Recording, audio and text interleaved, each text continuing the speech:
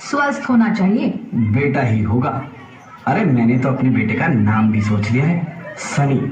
सूरज की तरह चमकता रहेगा। और अगर बेटी हुई तो? नहीं बाबा नहीं, मुझे बेटी बेटी नहीं चाहिए। क्यों?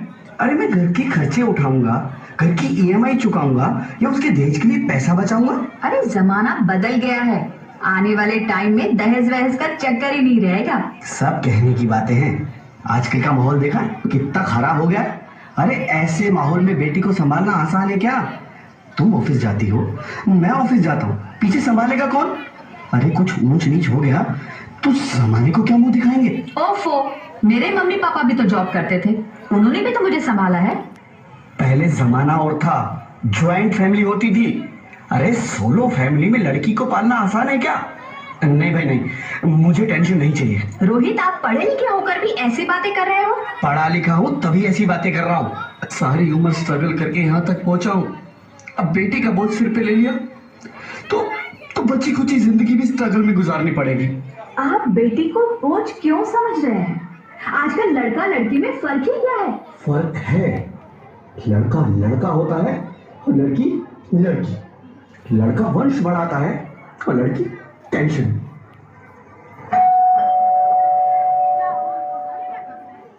साहब, डॉक्टर साहब ने ये रिपोर्ट भेजी है। ओह, रिपोर्ट आ गई? बताओ ना क्या है रिपोर्ट में?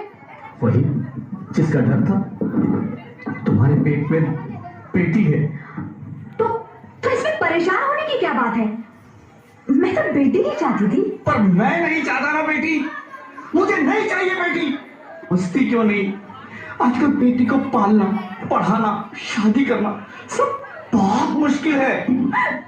रोहित, मैं संभालूंगी। हाँ, मैं डबल मेहनत करूंगी, पर प्लीज रोहित ऐसा मत करो। प्लीज रोहित ऐसा मत करो। एक बार बोला ना, बेटी नहीं चाहिए मतलब नहीं चाहिए। चूज वन, बेटी या मैं। रोहित प्लीज, रोहित मेरी बात सुनो रोहित, प्लीज मेरी बात समझने की कोशिश क्यों नहीं करते? मेरे लिए तुम दोनों ही बराबर हो। अब मैं किसी एक को कैसे चुन सकती हूँ रोहित? रोहित प्लीज, अब मैं तुम्हें कैसे समझाऊं?